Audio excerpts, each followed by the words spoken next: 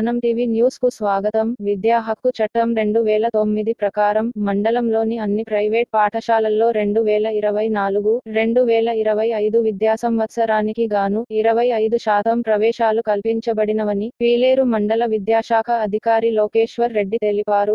ఈ సందర్భంగా ఆయన మాట్లాడుతూ పీలేరు మండల ప్రజలందరికీ నమస్కారం.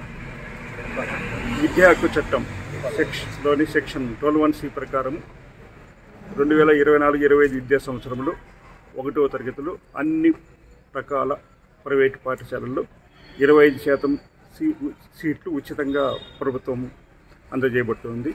దీనికి సంబంధించిన దరఖాస్తులు ఆన్లైన్లో నమోదు ప్రారంభమైంది.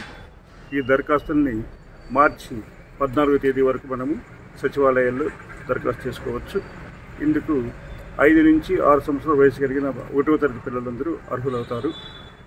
ఇందుకు సంబంధించిన సామాజికంగా ఆర్థికంగా వెనుకబడిన వర్గాలు, ప్రభుత్వంచే పేదరిక నిర్మూలన కోసము లబ్ధిదారులు, దారిద్ర్య రేఖకు దిగువనున్న కుటుంబాలు, భూమి లేని వ్యవసాయ కూలీలు, దివ్యాంగులు, షెడ్యూల్డ్ కులములు, షెడ్యూల్డ్ తెగలకు సంబంధించిన వారు అర్హులు.